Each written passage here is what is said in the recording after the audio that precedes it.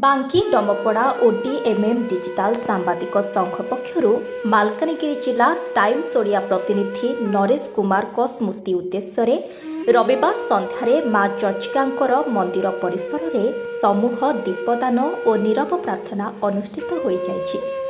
ଆୟୋଜିତ ସ୍ମୃତି ସଭାରେ ବାଙ୍କୀ ଡମପଡ଼ା ଡିଜିଟାଲ ସଂଘର ସଭାପତି ମାନସ ରଞ୍ଜନ ସାହୁଙ୍କ ସଭାପତିତ୍ୱରେ ରାଜ୍ୟ ସଭାପତି ସତ୍ୟବ୍ରତ ଦାସ ମୁଖ୍ୟ ଅତିଥି ଭାବରେ ଯୋଗଦେଇ ଦୀପଦାନ କରି ଶ୍ରଦ୍ଧାଞ୍ଜଳି ଜ୍ଞାପନ କରିଥିଲେ।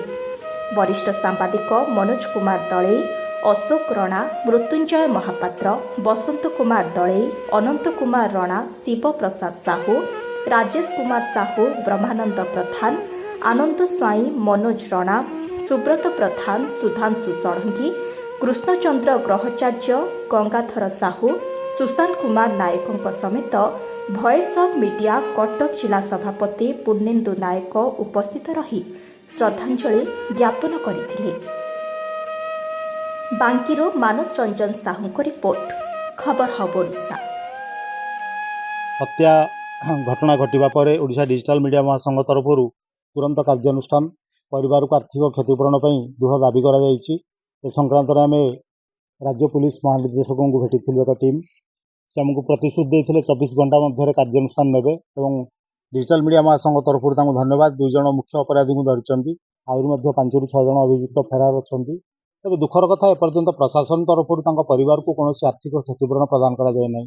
आम आशा करूँ मालकानगिरी जिला प्रशासन, राज्य सरकार मुतायक सांबादिकों परिवार को अनुकंपामूलक सहायता राशि प्रदान करेंगे।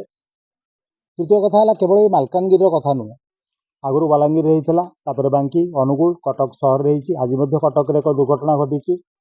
ये घटना बारंबार घटुची कारण या सांबादिक सुरक्षा आईन पे विभिन्न सांबादिक संगठन दाबी करुँच वास्तव कथा है सांबादिक मध्य डिजिटल हो, प्रिंट हो बा इलेक्ट्रोनिक्स मीडिया हो एकतार अभाव रोचे। गोटे पिंपुड़ी मंदार जदि आम गोड़ पकाउे पिंपुड़ी एकाठी कामुड़ी दौरान लोक डरिकी गोड़ पाखे नौ गोड़ झाड़ुंट किंतु सांबादिकों जिते कार्यानुष्ठान आक्रमण हेले जहाँ से असुविधा हेले सांबादिक एकत्रीकरण घोर अभाव देखा दूसरी। वैदेश्वर घटना देखूँ खैरबंगार खटबुला समय 3 जन सांबादिक सैटेलाइट मीडिया जड़े सांबादिक निस्तुक माड़ होता अपमान देते मोबाइल छड़े नहीं वीडियो डिलीट करते पाखापाखि 100 जन नाम मामला रुजु होती। 3टी मामला होती, केस नंबर 100, 101, 102 किंतु गिरफ संख्या एपर्यंत 5।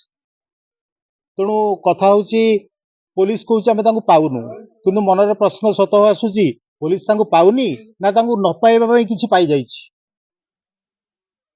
चिंता करिए आपण पुलिस पाऊनी ना न पाइबा क्या किसी पाई जाइए।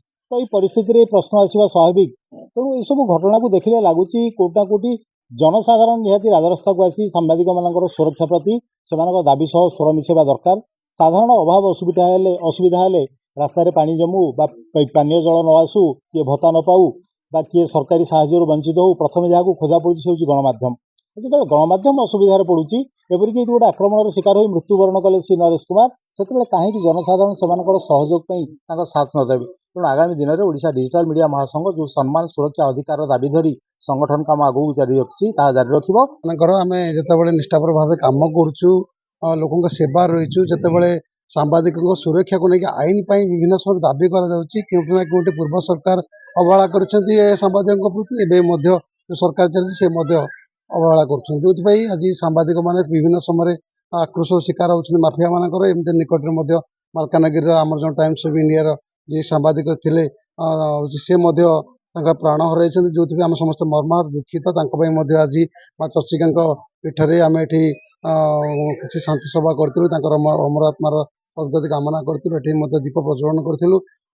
आशा करूँ राज्य सरकार ये लोकों सरकार कहते लोकंर वार्ता कथा कहते लोक सहित रही कहते सांबादिक जितेबाला 24 घंटा सेवा जोगाऊँच निस्वार्थ भाव ये सांबादिक सुरक्षा को लेकिन जो प्रश्न उठुची विभिन्न समय देखुते सांबादिकों को माड़ मरा जाऊँगी सांबादिक कहीं निर्भीकता खबर प्रसारण करुँच से माड़ खाऊँगी किंतु तार सुरक्षा जो चिंता जो सुरक्षा आईन जो प्रणयन हवा कथा जो विगत दिन सांबादिक मैंने दाबी कर केउठी ना केउठी राज्य सरकार पछघुंचा दौरान आम दाबी करूँ खूब शीघ्र जो सांबादिक सुरक्षा आईन ତାକୁ ଲାଗୁ କରନ୍ତୁ। ସାମ୍ବାଦିକ ସୁରକ୍ଷା ନେଇ ଯଦି ସାମ୍ବାଦିକଙ୍କୁ ସୁରକ୍ଷା ନ ଦିଆଯାଏ ସାମ୍ବାଦିକତା ନିର୍ଭୀକତା ତାର ଖବର ପରିବେଷଣ କରିପାରିବନି। ଆଉ ଯେଉଁଭଳି ଭାବେ ଅତ୍ୟାଚାର ଅନ୍ୟାୟ ବଢ଼ି ଚାଲୁଛି ତାହା ବଢ଼ି ଚାଲିବ। ତାକୁ ରୋକିବାରେ କେହି ବି ହଉଛି ସହାୟକ ହେବେ ନାହିଁ। ଆମର ଡିଜିଟାଲ ସଂଘର ଜଣେ ମାଲକାନଗିରି ଜିଲ୍ଲା ପ୍ରତିନିଧି ଟାଇମ୍ସ ଓଡ଼ିଆର ସି ନରେଶ କୁମାର ଏଇ ଯେଉଁ ଗୋରୁ ମାଫିଆଙ୍କ ଗୋରୁ ଚାଲାଣକୁ ନେଇକି ଏକ ବାରମ୍ବାର ଖବର ପ୍ରସାରଣ କରୁଥିବାରୁ ସେଠାକାର ଦୁର୍ବୃତ୍ତମାନେ ତାଙ୍କୁ ପୁରା ଜୀବନରୁ ମାରି ଦେଇଥିଲେ।